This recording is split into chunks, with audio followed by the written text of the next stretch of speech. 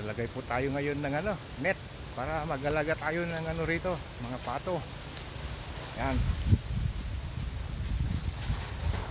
Yan. Lagyan natin ng tip yun yung sa baba niya para hindi makalabas. Yan. May mga manok na tayo sa loob. So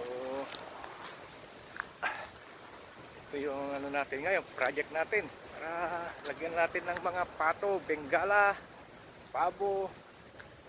Yan.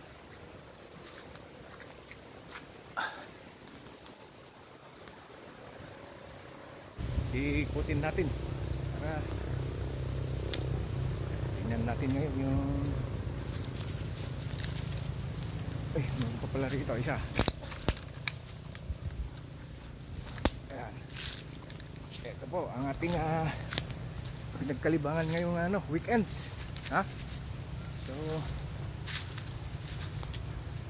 ayan, lagyan natin ito ng mga pato saka mga manok para meron tayong lulutuin pagka nagbabakasyon tayo, ha?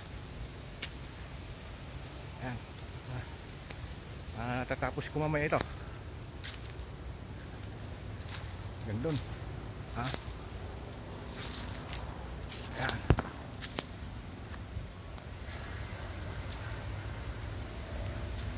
Oh, saka may silbi itong net natin dito na hindi naka-stack.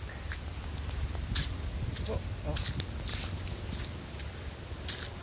Kinuha ko na itong puno ng nyog para pinakapuste niya para may matapos tayong week nito.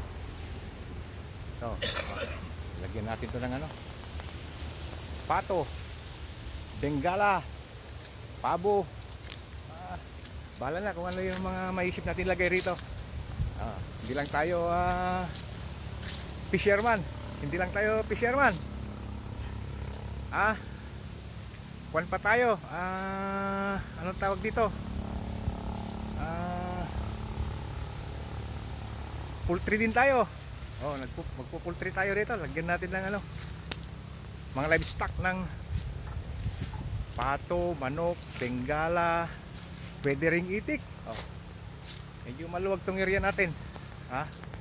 Mga ka-farmers, ka-fisherman.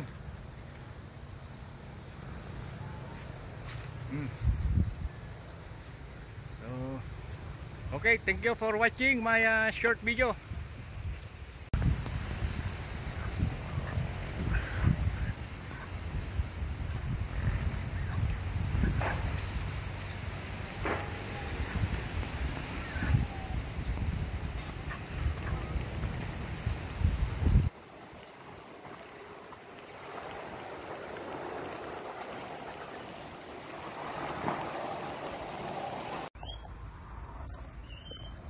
Kung kanina po, tumawid tayo doon sa tulay na isa doon.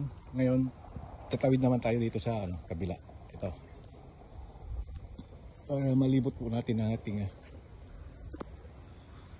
palaisdaan.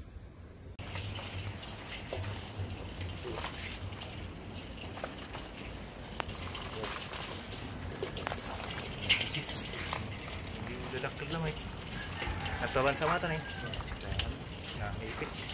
Wala, may 6.